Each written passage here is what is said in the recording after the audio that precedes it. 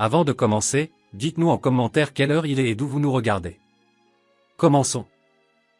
L'hiver avait pris possession de la cordillère avec une autorité absolue et tyrannique, transformant le paysage en une immense cathédrale de glace où le silence régnait en maître incontesté. La neige, telle une mer figée dans sa fureur, recouvrait les montagnes d'un manteau blanc interminable, une étendue vierge et aveuglante sous l'éclat trompeur d'un soleil hivernal qui brillait avec une intensité féroce sans pourtant offrir la moindre chaleur réelle. Le froid n'était pas simplement une température basse, c'était une présence physique, une entité hostile et tangible qui mordait la chair et pénétrait les os, un cortège de 1000 aiguilles invisibles cherchant la moindre faille dans les vêtements pour rappeler la fragilité de la vie humaine face à la puissance brute des éléments. Le vent, sculpteur éternel des cimes, hurlait par intermittence, soulevant des voiles de poudreuse qui dansaient comme des esprits tourmentés au-dessus des ravins abyssaux. Au cœur de cette désolation sublime et terrifiante, une silhouette solitaire avançait, minuscule défi lancé à l'immensité, Águila Blanca, aigle blanc, chevauchait le long du sentier périlleux, guidant son fidèle compagnon, un mustang noir nommé Trueno. La robe d'ébène du cheval absorbait le peu de lumière disponible, créant un contraste saisissant avec la blancheur environnante, tandis que ses naseaux larges et frémissants expulsaient des nuages de vapeur rythmique, seule preuve de vie organique dans cet univers minéral. Le cheval, puissant et sûr de lui, avançait avec une prudence instinctive, ses sabots testant la solidité du sol entre les rochers couverts de givre et d'escarchats, cette glace traîtresse qui pouvait précipiter l'imprudent vers une chute fatale. Sa cavalière n'était encore qu'une jeune femme de 22 printemps, mais ses yeux sombres portaient déjà la gravité de celle qui détient la lourde responsabilité de la vie et de la mort. Elle était la guérisseuse de sa tribu, la plus jeune à avoir jamais porté ce titre prestigieux, mais ses mains, bien que lisses et dépourvues des rides de la vieillesse, connaissaient les secrets ancestraux des plantes qui soignent et des racines qui ont le pouvoir mystérieux de ramener les mourants vers la lumière. Cette mission n'était pas une promenade contemplative, c'était une course effrénée contre la montre, entamée bien avant que l'aube ne teinte le ciel de ses couleurs froides. En bas, dans la vallée protégée par les collines, une ombre planait sur son peuple. Depuis 3 jours, une fièvre étrange, vorace et inconnue, consumait les enfants du village, transformant leurs rires habituels en plaintes délirantes, et les réserves d'herbes médicinales, si précieuses en cette saison morte où la terre dort, s'étaient tragiquement épuisées. L'urgence battait dans ses tempes au rythme de son cœur, elle devait impérativement trouver la racine de sang, cette plante rare aux pétales d'un rouge écarlate qui ne consentait à pousser que dans les fissures inaccessibles des plus hauts rochers, là où l'air se raréfie et où le ciel semble toucher la terre. L'entreprise était périlleuse, une ascension solitaire vers les sommets traîtres, et les paroles de sa grand-mère, la sage vénérée du village, résonnaient encore dans son esprit comme un écho prophétique et inquiétant. Sois prudente, ma petite fille, car les montagnes en hiver gardent des secrets obscurs et tout ce qui brille sous le soleil n'est pas forcément sûr, la beauté de la neige cache souvent les griffes de la mort. Águila Blanca avait accueilli cet avertissement avec le sourire confiant de la jeunesse, forte de sa connaissance intime de ces lieux qu'elle parcourait depuis l'enfance, ayant foulé ces sentiers des centaines de fois sans jamais faillir. Pourtant, le destin, ce tisserand invisible qui se joue des certitudes humaines avec une ironie cruelle, allait bientôt lui rappeler que nul ne contrôle jamais vraiment le cours des choses. N'oubliez pas de vous abonner à la chaîne si ce n'est pas encore fait et d'écrire en commentaire depuis quel pays vous nous regardez, cela nous fait très plaisir et nous aide à continuer. Arrivé près d'une formation rocheuse familière, un chaos de pierres grises dressées comme des sentinelles muettes, Águila Blanca mit pied à terre. C'était ici, elle en était sûre. Elle s'agenouilla dans la neige poudreuse, ses mains nues écartant la glace et la terre gelée avec une détermination farouche, ignorant la douleur du froid qui rougissait ses doigts engourdis. Son esprit était tout entier tourné vers les visages des enfants malades, leurs petits corps brûlants, leur souffle court et sifflant. La découverte des premières racines fut un soulagement immense, mais la quantité était insuffisante pour soigner tout le monde. Elle les glissa précieusement dans sa bourse de cuir et se releva, le regard fixé sur une autre roche, plus massive, fendue d'une fissure profonde à sa base. C'était là qu'elle avait vu prospérer les plus beaux spécimens lors des étés précédents, lorsque la montagne était plus clémente. S'approchant de la fissure pour mieux inspecter les profondeurs de la pierre, elle ne perçut pas le danger tapi dans l'ombre, camouflé par les teintes grises de la roche et l'obscurité de la fente. Une vipère, ou plutôt un serpent à sonnette, cherchant la chaleur résiduelle de la pierre ensoleillée pour survivre à l'hiver, frappa avec la rapidité de l'éclair. Le reptile planta ses crochets dans la cheville découverte de la jeune femme, là où le pantalon s'était légèrement relevé. Elle retira son pied par réflexe, un cri étouffé mourant dans sa gorge, mais le mal était fait, 2 petits trous marquaient sa peau, laissant perler un sang sombre et épais. Le serpent sortit alors de sa cachette, son corps s'enroulant sur lui-même en une spirale menaçante, son casque à belle émettant ce son sec et terrifiant, une alarme tardive qui résonnait comme un glas funèbre dans l'air cristallin. Águila Blanca comprit instantanément la gravité absolue de sa situation, ce n'était pas une simple blessure, c'était une sentence. Elle savait qu'elle disposait de peut-être une heure avant que le venin n'atteigne son cœur et ne l'arrête à jamais. Se relevant en titubant, sa vision commençant déjà à se brouiller sous l'effet de la toxine neurotoxique, elle réalisa avec horreur que le poison agissait avec une vélocité accrue en hiver, son corps refroidi ne pouvant lutter efficacement contre l'envahisseur chimique. Elle tenta de rejoindre Trueno, son unique espoir de salut, tendant la main vers les rênes, mais ses jambes se dérobèrent sous elle, trahissant sa volonté de faire, et elle s'effondra à genoux dans la neige. Les enfants ont besoin de moi, je ne peux pas abandonner maintenant, pensa-t-elle, refusant de céder à la panique, mais son corps ne répondait plus aux commandes de son cerveau. Le venin se propageait dans ses veines comme des rivières de feu liquide, une brûlure atroce contrastant avec le gel extérieur, la consumant de l'intérieur. Trueno, sentant la détresse et la peur émaner de sa maîtresse, ainsi que l'odeur métallique du sang, hennit nerveusement et s'approcha, la poussant doucement du museau, l'incitant à se lever. Dans un dernier sursaut d'énergie désespérée, Águila Blanca agrippa les rênes, tentant de se hisser en selle, mais ses bras, devenus lourds comme du plomb, lâchèrent prise. Elle retomba lourdement sur le dos, le regard perdu dans l'immensité d'un ciel azur qui se mit à tourbillonner au-dessus d'elle comme une toupie folle. Le soleil éclatant se transforma en taches de lumière informe, abstraite, dansant devant ses yeux. Le froid du sol pénétrait son dos à travers ses vêtements, mais paradoxalement, elle ne le sentait presque plus, l'engourdissement gagnant du terrain seconde après seconde. « Grand-mère » murmura-t-elle de ses lèvres tremblantes et bleuies, « pardonne-moi, je ne pourrai pas revenir. » Trueno, paniqué par l'odeur de la mort imminente et par l'incapacité de sa cavalière à le guider, céda à son instinct de fuite ancestrale. Il dénala brusquement, galopant frénétiquement pour disparaître entre les arbres, ses sabots soulevant des nuages de neige, abandonnant Águila Blanca à sa solitude absolue au milieu de l'immensité blanche et indifférente. Elle ferma les yeux, une larme brûlante traçant un sillon sur sa joue glacée avant de geler. Ses dernières pensées allèrent vers son peuple, vers ses enfants fiévreux qui attendaient un remède qui ne viendrait jamais, et vers sa grand-mère scrutant l'horizon au crépuscule. « Je suis désolée » souffla-t-elle au vent, tellement désolée, alors que les ténèbres commençaient à l'envelopper, promettant un sommeil éternel. La douleur de la morsure se fondait désormais dans la léthargie du froid, sa respiration devenant superficielle, erratique. C'est alors, aux confins de sa conscience déclinante, qu'elle crut entendre le martèlement rythmique de sabots, un son qu'elle attribua immédiatement à une hallucination finale, un tour cruel de son esprit mourant. Personne ne s'aventurait ici en plein hiver, personne ne viendrait la chercher. Elle se croyait seule au monde, abandonnée par les esprits, mais le destin avait prévu une autre issue, bien plus complexe. À moins d'1 kilomètre, un homme aux yeux d'un bleu aussi intense et limpide que le ciel d'hiver chevauchait sur ce même sentier, intrigué par les traces fraîches d'un cheval galopant sans cavalier. Il se nommait Samuel et, sans le savoir, il s'apprêtait à faire une rencontre qui allait bouleverser son existence solitaire. La neige scintillait, le vent chantait dans les cimes des pins centenaires, et l'invisible trame des histoires impossibles venait de nouer deux fils qui n'auraient jamais dû se toucher. Car l'amour est ainsi fait, il surgit à l'improviste, là où on l'attend le moins, parfois initié par le drame d'une morsure de serpent. Samuel avait quitté sa cabane isolée avant l'aurore pour un voyage de ravitaillement vers le village le plus proche, une expédition de 2 jours qu'il entreprenait mensuellement lorsque la météo capricieuse le permettait. C'était un homme solitaire de 32 ans, que la vie rude en montagne avait façonné comme le roc, préférant le silence majestueux des sommets au bavardage futile et hypocrite des hommes de la ville. Son cheval, un Appaloosa gris nommé Santella, connaissait la route par cœur, ne nécessitant aucune directive, laissant à Samuel le loisir de penser. Il profitait de ce trajet pour méditer sur sa vie, sur les décisions qu'il avait menées ici, sur la famille qu'il avait laissée à l'Est pour chercher une existence plus authentique, loin des artifices de la civilisation moderne. Il ne regrettait rien, cette terre sauvage lui avait offert la paix et la révélation que la vraie richesse ne réside pas dans l'or, mais dans la liberté de s'éveiller chaque matin sous un ciel infini. Le soleil était haut lorsqu'il aperçut l'anomalie qui allait tout changer, un cheval noir fonçant vers lui, la selle vide battant ses flancs.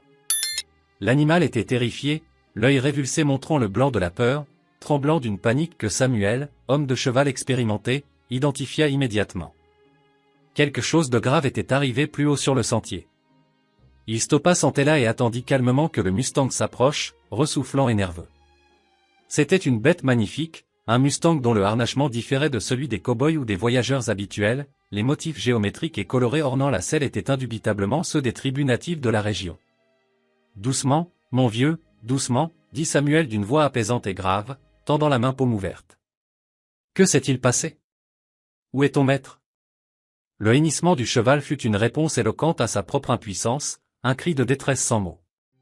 Samuel prit alors une décision instantanée, sans la moindre hésitation, les provisions attendraient. En montagne, la solidarité est la première loi de survie, une loi sacrée. Il fit demi-tour et remonta la piste du cheval noir, facile à suivre dans la neige immaculée, profonde et fraîche. Après 15 minutes d'ascension soutenue vers la zone des hautes roches, un secteur qu'il savait fréquenter en été par les femmes natives pour la cueillette des simples, il la vit.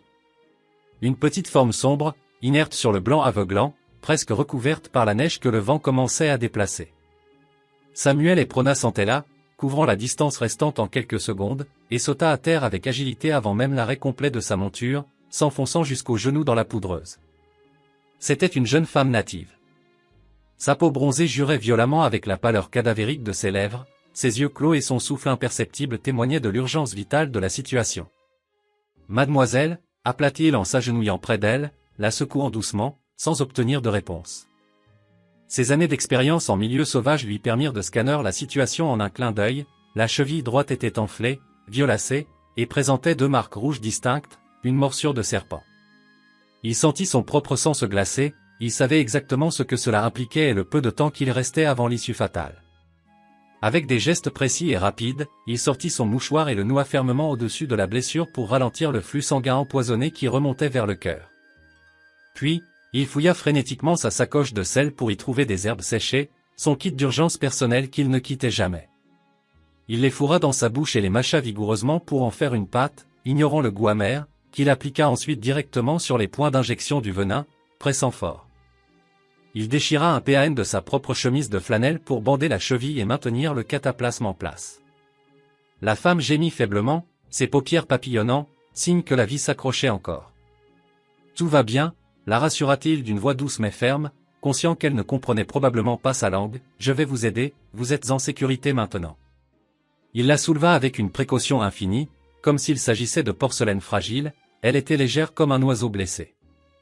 Sa tête bascula contre le torse large de Samuel, ses cheveux noirs comme la nuit effleurant son visage barbu. Un instant, il se figea, frappé de plein fouet par la beauté brute, naturelle et digne de ce visage, même dans l'inconscience. Il y avait en elle une force qui transparaissait malgré sa faiblesse. Chassant ses pensées inopportunes pour se concentrer sur l'action, il la hissa sur Santella, montant derrière elle pour la soutenir contre lui, tandis que le cheval noir, Trueno, semblant comprendre que sa maîtresse était enfin entre de bonnes mains, les suivait docilement.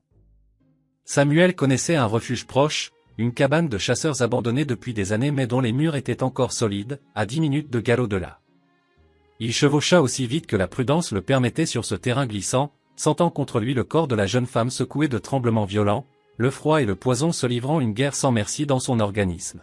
« Tiens bon, lui murmurait-il à l'oreille, ne lâche pas, nous sommes presque arrivés. » Il ne savait pas si elle l'entendait, mais il continuait de parler pour tisser un lien sonore, une corde vocale qui la retiendrait à la vie. Arrivé à la cabane, il sauta à terre et enfonça la porte bloquée par la glace d'un coup de pied vigoureux, pénétrant dans l'intérieur froid, obscur et poussiéreux, mais sec. Il la déposa délicatement sur un lit de vieille peau dans le coin le plus abrité, puis s'activa pour allumer un feu dans la cheminée de pierre massive. Bientôt, les flammes dansèrent joyeusement, inondant la pièce d'une lumière dorée et d'une chaleur salvatrice qui commença à repousser l'humidité glaciale. Il revint vers elle, toucha son front, il était brûlant. La fièvre faisait rage. « La vraie bataille commence maintenant », murmura-t-il pour lui-même, le visage grave, conscient que la nuit à venir serait décisive et qu'il devrait veiller sur cet inconnu comme sur le trésor le plus précieux du monde. Alors que le soleil commençait sa lente descente derrière les pics acérés de l'ouest, peignant le ciel d'une fresque violente aux teintes d'orange brûlé, de pourpre impérial et de rose fané, Samuel n'avait pas le loisir d'admirer la beauté crépusculaire qui, en d'autres temps, aurait captivé son âme contemplative. Son monde s'était soudainement rétréci aux 4 murs de bois brut de la cabane et, plus spécifiquement, au visage tourmenté de la jeune femme étendue sur les peaux de bête. Le feu, désormais vigoureux, crépitait joyeusement dans l'âtre, projetant des ombres dansantes et allongées sur les murs de rondins, mais cette chaleur ambiante semblait impuissante face au froid intérieur qui dévorait sa patiente. Aguila Blanca tremblait désormais sans contrôle, son corps secoué de spasmes violents qui faisaient claquer ses dents, une réaction brutale de son organisme luttant contre l'invasion toxique qui menaçait de paralyser ses fonctions vitales. Samuel, le visage marqué par une concentration intense, savait que les prochaines heures seraient un véritable purgatoire. Le venin de serpent, sournois et destructeur, livrait sa bataille finale contre le système immunitaire de la jeune femme, et l'issue de cet affrontement silencieux restait incertaine. Il avait fait tout ce qui était humainement et médicalement possible avec les moyens limités du bord. Il avait nettoyé la plaie une seconde fois avec de l'eau bouillie sur le feu, remplacé le cataplasme d'herbe par une mixture fraîche, et bandé la cheville avec des bandes de tissu propre déchirées dans ses vêtements de rechange. Maintenant, son rôle se limitait à celui de sentinelle, il devait maintenir la flamme de la vie, au sens propre comme au figuré. Il s'assit à même le sol poussiéreux, tout près du lit de fortune, observant chaque micro-expression du visage de l'inconnu à la lueur vacillante des flammes. Ses traits, bien que déformés par la douleur et la fièvre, révélaient une architecture noble, des pommettes hautes et fières, une ligne de mâchoire délicate mais résolue, et des lèvres qui, il l'imaginait aisément, devaient sourire avec une facilité déconcertante dans des jours meilleurs. « Qui es-tu » se demanda-t-il silencieusement, son regard parcourant la silhouette fragile.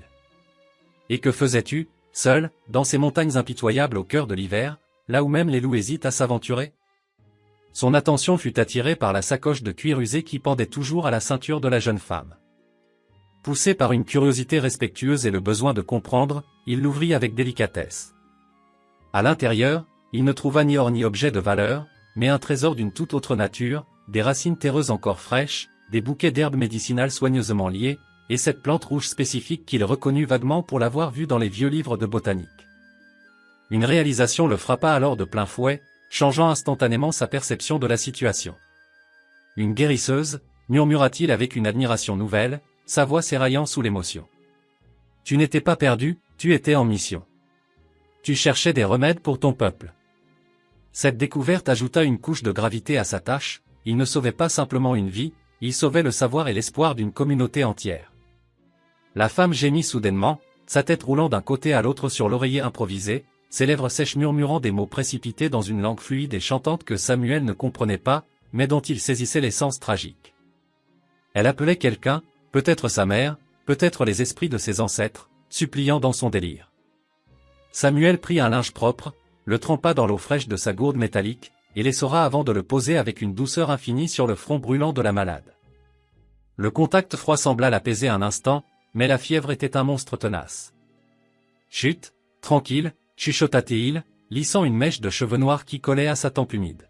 « Je suis là. Tu n'es pas seul dans le noir. Je veille. » La nuit tomba tout à fait sur la montagne, enveloppant la cabane d'une obscurité épaisse et lourde, seulement repoussée par le halo doré du foyer. Dehors, le vent s'était levé, hurlant avec une fureur renouvelée, frappant les murs de bois comme un animal affamé cherchant à entrer pour réclamer son dû. Chaque fois que les flammes menaçaient de faiblir, Samuel se levait pour ajouter une bûche, nourrissant le feu comme on nourrit une bête sacrée, car il savait que le froid était l'allié du venin. Il ne dormit pas. Pas une minute. Pas une seconde. Ses yeux, cernés de fatigue, restaient rivés sur la poitrine de la jeune femme, surveillant chaque inspiration, chaque expiration, craignant que le rythme ne se brise. Vers le milieu de la nuit, l'heure où les légendes disent que le voile entre les mondes est le plus fin, la fièvre atteignit son paroxysme terrifiant. Aguila Blanca brûlait littéralement, sa peau irradiant une chaleur sèche et intense, comme si un incendie intérieur consumait ses veines. Sa respiration devint rapide, superficielle, erratique.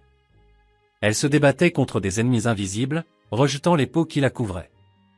Samuel, sentant la peur lui serrer la gorge pour la première fois, saisit ses mains glacées dans les siennes, cherchant à lui transmettre sa propre force vitale.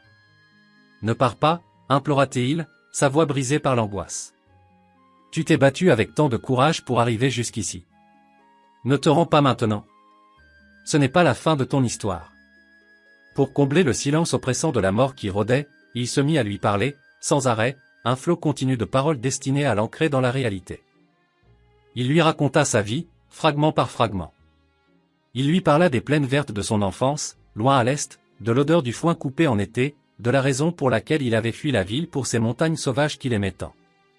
Il lui décrivit les étoiles qui brillaient au-dessus de leur tête, invisibles depuis l'intérieur mais éternelles.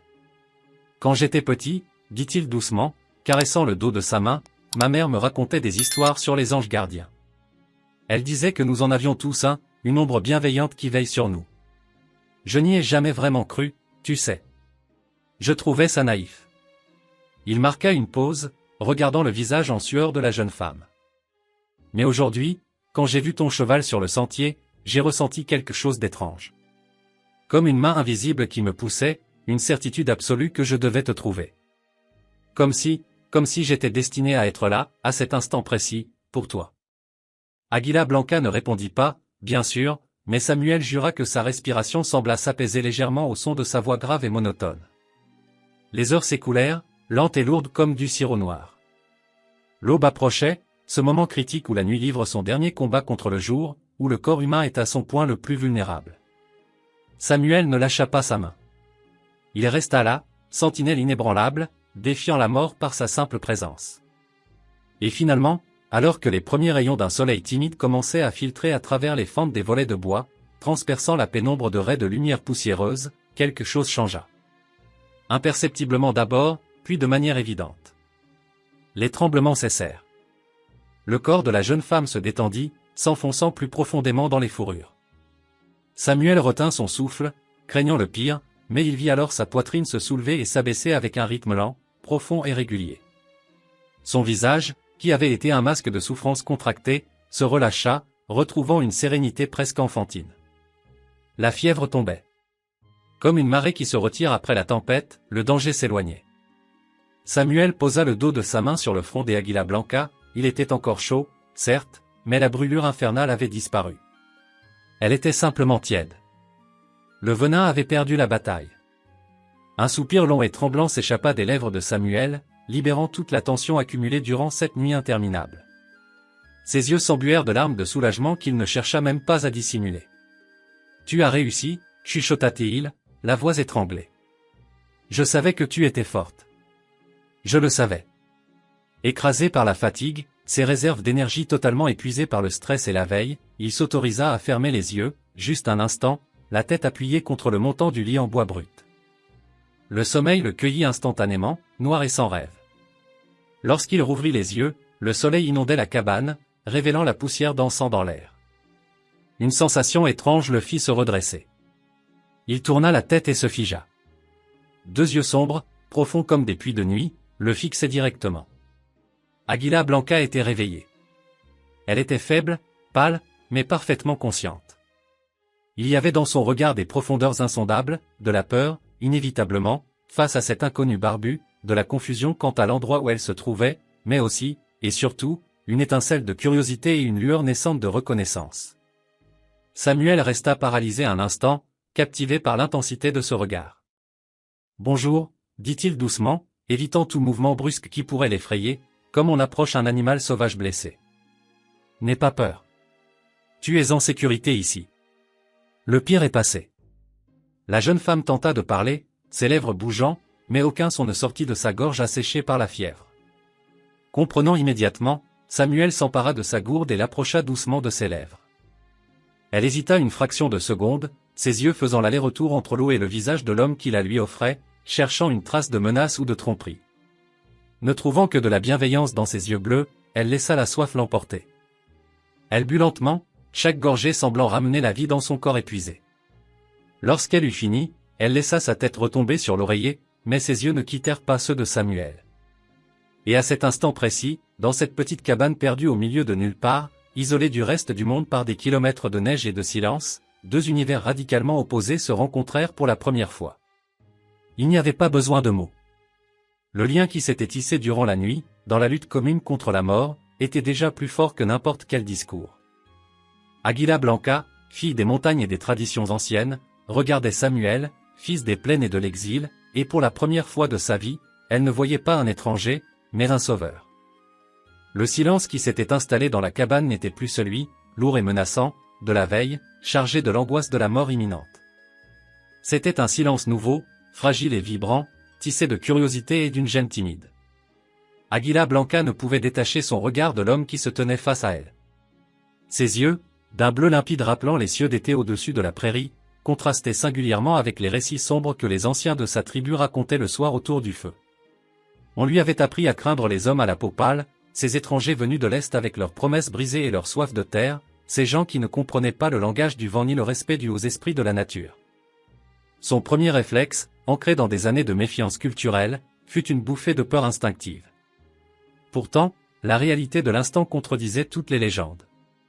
Cet homme, avec sa barbe de plusieurs jours et ses vêtements usés par la vie rude des montagnes, ne dégageait aucune menace. Au contraire, ses traits étaient empreints d'une bonté brute, authentique. Águila Blanca se remémora les fragments flous de la nuit précédente, le froid mordant de la neige sous son dos, l'obscurité qui l'avalait comme un gouffre sans fond, et puis cette voix chaude et constante qui l'avait guidé à travers le labyrinthe de la fièvre, l'empêchant de sombrer dans le néant. Cette voix appartenait à cet homme. Il l'avait porté, soigné, veillé. Il avait combattu la mort à ses côtés alors qu'il ne lui devait rien. « Comment te sens-tu » demanda Samuel, articulant lentement chaque syllabe, comme s'il s'adressait à un enfant ou à un être venu d'un autre monde. Águila Blanca comprenait quelques bribes de la langue des étrangers, les commerçants qui visitaient parfois la lisière des terres tribales l'utilisaient, et elle avait glané des mots épars au fil des saisons, mais elle n'avait jamais tenu de véritable conversation. Elle fit un effort pour rassembler ses pensées, cherchant les termes adéquats dans sa mémoire embrumée. Elle montra du doigt sa cheville, désormais proprement bandée avec un tissu blanc.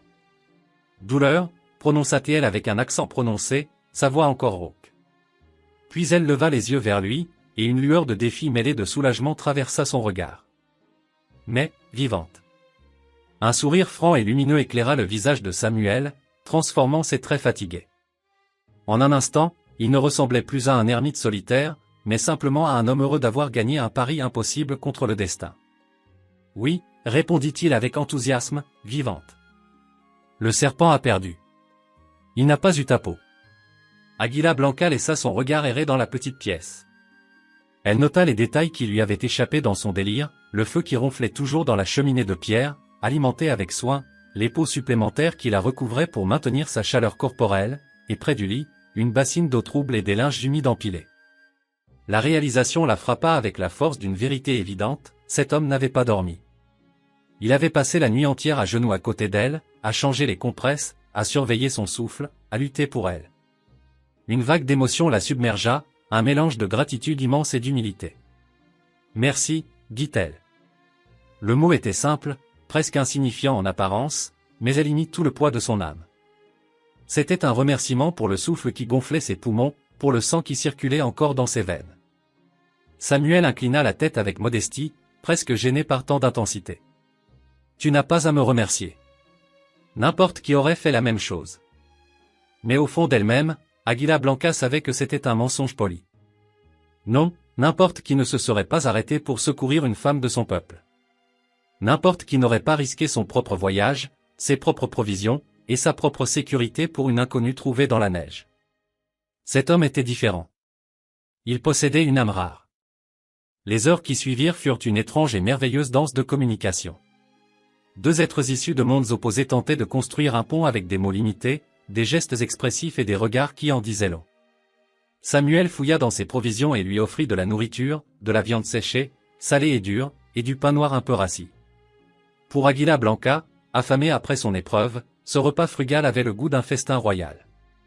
Son corps réclamait de l'énergie pour réparer les dégâts causés par le venin, et elle mangea avec appétit, sous le regard bienveillant de son hôte. Entre deux bouchées, ils essayèrent de se présenter.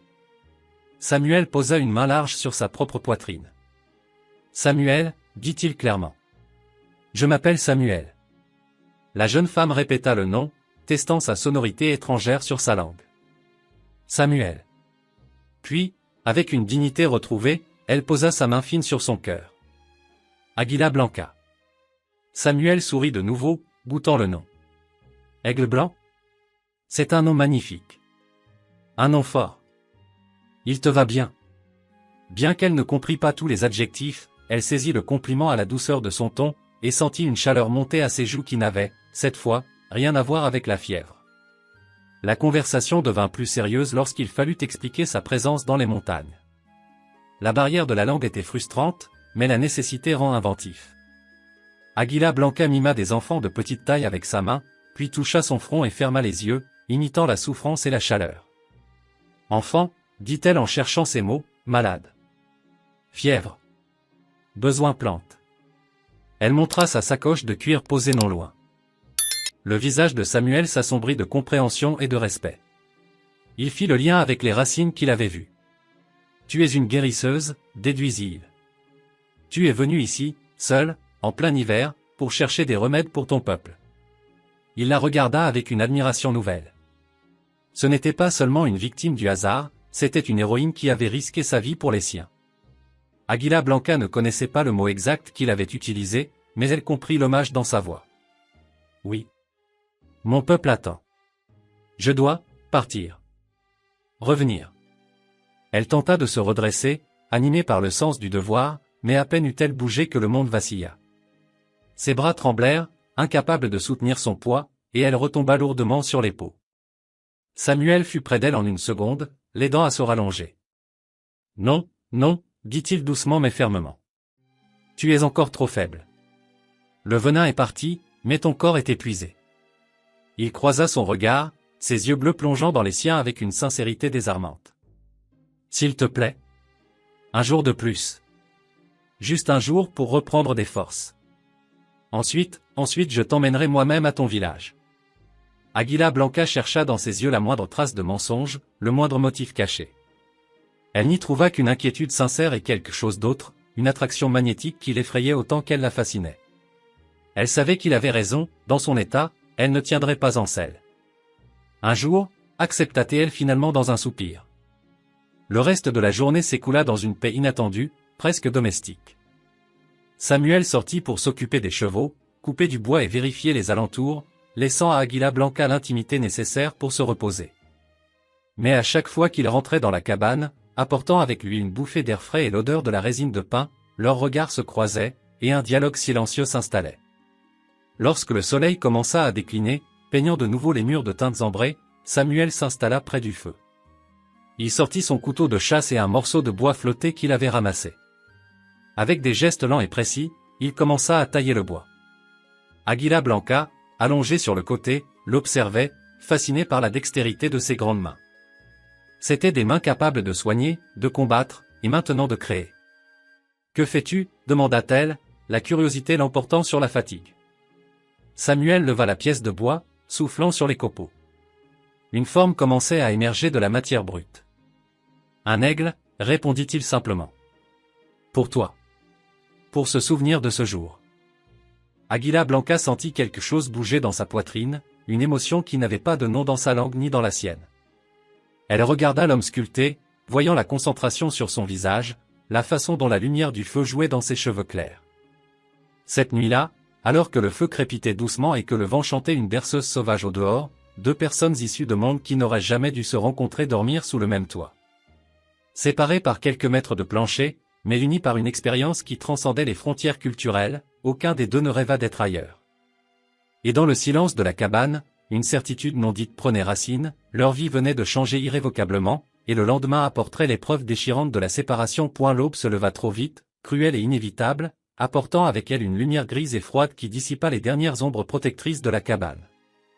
Pour Águila Blanca, le réveil fut marqué par une vigueur retrouvée, son corps, jeune et résili, avait puisé dans ses réserves profondes pour chasser les derniers vestiges du poison. Elle se sentait forte, ses jambes la portaient de nouveau sans trembler, mais paradoxalement, son cœur n'avait jamais été aussi lourd. Chaque geste qu'elle faisait pour rassembler ces quelques affaires semblait peser une tonne, ralenti par une réticence invisible à quitter ce lieu qui, en l'espace de 2 nuits, était passé d'un refuge de fortune à un sanctuaire de paix. Samuel était déjà levé, s'affairant à l'extérieur. À travers la petite fenêtre embuée par le gel, elle l'observa préparer les montures. Il vérifiait les sangles de Trueno avec une attention méticuleuse, flattait l'encolure de Santella, son propre cheval, et ses mouvements trahissaient une tension qu'il tentait de dissimuler. Cet homme, surgi du néant pour lui sauver la vie, était devenu bien plus qu'un simple sauveur. Il avait veillé sur son sommeil le plus vulnérable, l'avait nourri, respecté. Comment pouvait-on simplement dire adieu à quelqu'un qui avait vu votre âme nue face à la mort? La porte s'ouvrit, laissant entrer un tourbillon d'air glacial et Samuel. Il secoua la neige de ses épaules, son regard cherchant immédiatement celui de la jeune femme. « Les chevaux sont prêts » annonça-t-il, sa voix trahissant une certaine raucité. « Le ciel est clair. C'est un bon jour pour voyager. »« Je suis prête » répondit Águila Blanca, bien que chaque fibre de son être criât le contraire. Pourtant, aucun des deux ne fit le premier pas vers la sortie. L'air entre eux devint dense, chargé de mots non dits, de sentiments qui n'avaient pas le temps d'éclore mais qui existaient déjà, puissants et silencieux. Samuel rompit le charme mélancolique le premier. Il plongea la main dans la poche de son manteau de laine et en sortit l'objet sur lequel il avait travaillé la veille. « J'ai quelque chose pour toi, dit-il avec une timidité touchante. Il lui tendit la petite sculpture de bois. C'était un aigle aux ailes déployées, capturé en plein envol, chaque plume taillée avec une précision amoureuse, le bois poli par la chaleur de ses mains. C'était un travail d'une finesse incroyable pour un homme aux mains si larges. « Pour que tu te souviennes, murmura-t-il. Pour que tu saches que tu n'as jamais été seul là-haut. » Águila Blanca prit l'objet avec des mains tremblantes. La texture du bois était douce, chaude. C'était la chose la plus précieuse qu'on lui ait jamais offerte, bien plus chère que l'or ou les perles. Elle sentit les larmes lui monter aux yeux, mais elle les refoula par fierté. « Je n'oublierai jamais, promit-elle dans un souffle. Jamais. » Ils sortirent enfin, affrontant la morsure du froid matinal. Le monde extérieur étincelait sous le soleil, transformant le paysage en un champ de diamants aveuglants. Samuel aida Águila Blanca à se hisser sur le dos de Trueno. Le Mustang noir, reposé et heureux de retrouver sa maîtresse, hennit doucement, ses sabots piétinant la neige avec impatience. Le voyage de retour fut une longue traversée silencieuse. Ils chevauchaient côte à côte lorsque le sentier s'élargissait, ou en file indienne dans les passages étroits, mais la connexion entre eux restait ininterrompue. Águila Blanca reconnaissait chaque arbre, chaque rocher. Chaque pas de cheval la rapprochait de son devoir, de son village, de sa vie d'avant, mais l'éloignait inexorablement de cet homme qui galopait près d'elle. Elle se surprit à souhaiter que le chemin soit plus long, que la montagne soit infinie. Après plus d'une heure de marche, les repères familiers de son territoire apparurent à l'horizon. Les terres de sa tribu commençaient ici, marquées par des totems invisibles pour les profanes mais clairs pour elle. Elle leva la main pour arrêter la marche. « Jusqu'ici, dit-elle, sa voix se brisant légèrement. Mon peuple, ils sont méfiants. Il vaut mieux qu'ils ne te voient pas. Pour ta sécurité autant que pour la mienne. » Samuel hocha la tête, comprenant parfaitement les lois non écrites de la frontière. Il arrêta Santella et mit pied à terre. Águila Blanca fit de même. Ils se tenaient face à face, deux silhouettes isolées dans l'immensité blanche, conscients que l'instant fatidique était arrivé. Il y avait tant à dire, mais les mots semblaient dérisoires, incapables de contenir la magnitude de l'instant. « Samuel » commença-t-elle, mais il l'interrompit doucement. « Attends. » Il défit les boutons de son col et retira un lacet de cuir auquel pendait une petite pierre bleue, polie par les années, d'une couleur profonde comme l'océan ou le ciel au crépuscule. « C'était à ma mère, expliqua-t-il, tenant le bijou comme une relique sacrée. Elle m'a dit de le donner un jour à quelqu'un de spécial. Je l'ai gardé toutes ces années. Je veux que tu l'aies. » Águila Blanca retint son souffle alors qu'il s'approchait.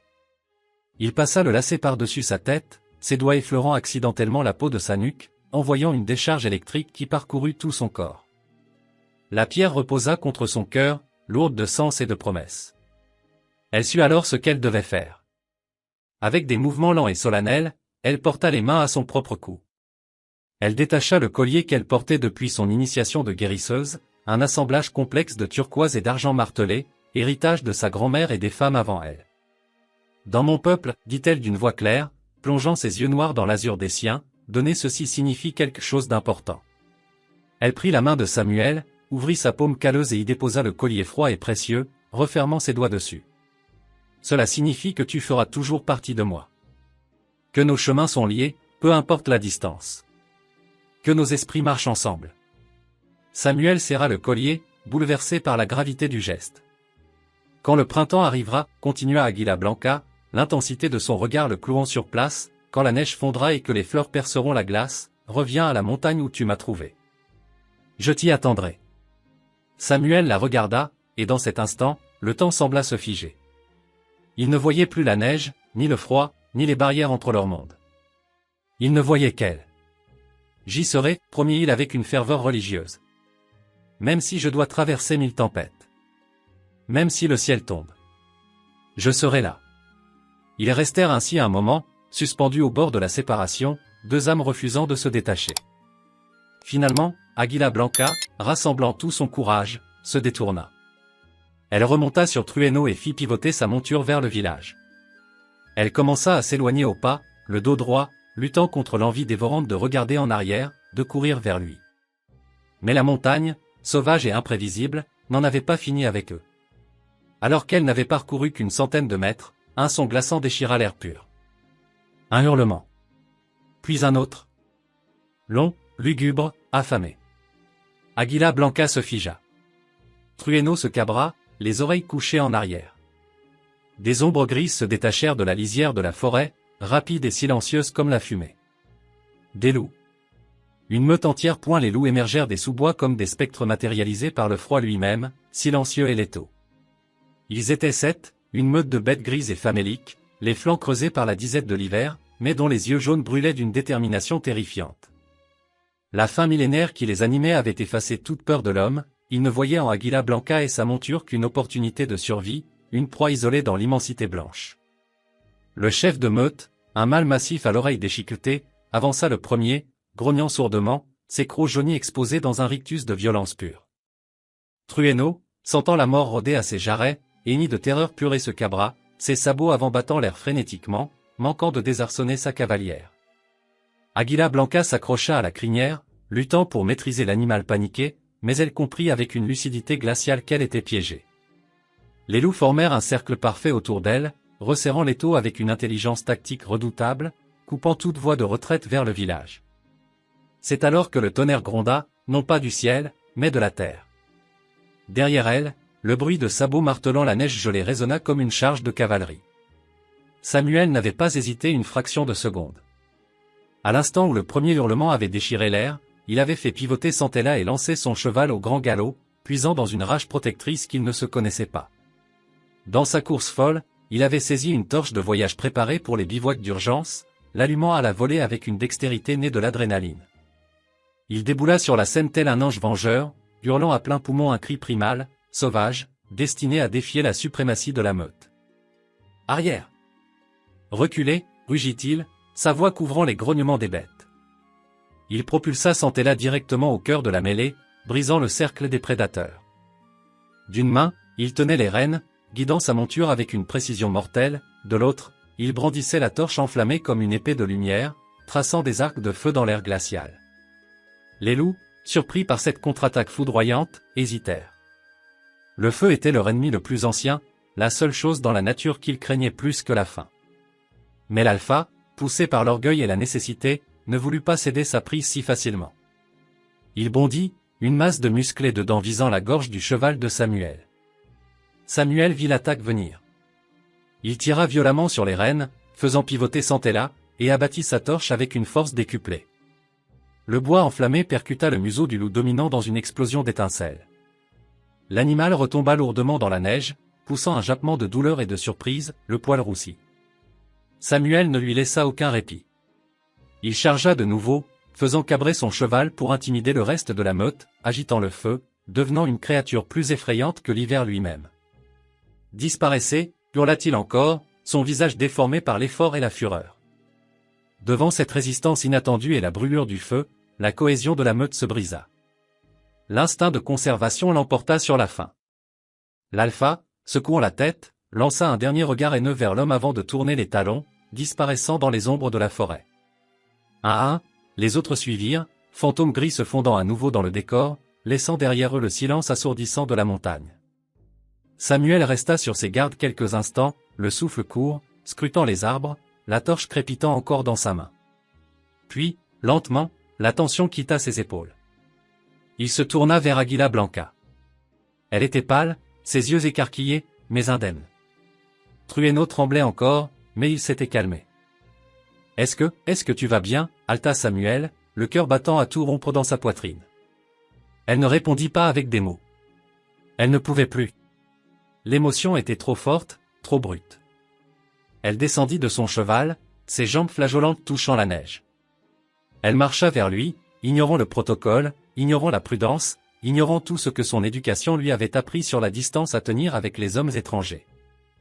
Samuel mit pied à terre à son tour, lâchant sa torche qui chuinta en s'éteignant dans la neige. Ils se firent face, respirant le même air glacé, survivant d'une bataille qui avait duré à peine une minute mais qui avait scellé leur lien pour l'éternité. Águila Blanca s'approcha encore, réduisant l'espace entre eux à néant. Elle leva ses mains, toujours gantée de cuir fin, et avec une douceur infinie, elle encadra le visage barbu de Samuel. C'était un geste d'une intimité bouleversante, quelque chose qu'aucune femme de sa tribu n'avait jamais osé faire avec un homme blanc. Elle se hissa sur la pointe des pieds. Samuel resta immobile, figé par la surprise et l'émotion, n'osant pas briser la magie de l'instant. Elle approcha son visage du sien et déposa un baiser sur sa joue, léger comme un flocon de neige, mais brûlant comme le soleil d'été. Elle recula légèrement, gardant ses mains sur son visage, et plongea ses yeux noirs dans les siens, y gravant une promesse indélébile. « Printemps, murmura-t-elle, sa voix rauque vibrant d'une certitude absolue. « N'oublie pas. » Puis, sans un mot de plus, elle se détacha de lui. Elle remonta sur Trueno avec une fluidité retrouvée. Elle ne se retourna pas une seconde fois, elle savait qu'elle n'en aurait pas la force. Elle lança son cheval au galop vers son village, vers son devoir, vers les enfants qu'elle allait sauver grâce aux racines qu'elle portait, s'éloignant sous le soleil d'hiver, sa silhouette devenant de plus en plus petite à l'horizon. Samuel resta là, seul au milieu du sentier, entouré par la majesté silencieuse des pics enneigés. Il leva lentement une main gantée pour toucher sa joue, là où les lèvres d'Águila Blanca s'étaient posées. Il pouvait encore sentir la chaleur de son contact, une marque invisible que le froid ne pourrait jamais effacer. Alors qu'il la regardait disparaître, devenant un point noir puis rien du tout, un sourire triste mais plein d'espoir étira ses lèvres. Il ne ressentait plus la morsure du froid, ni la solitude qui avait été sa compagne fidèle pendant tant d'années. Tout avait changé.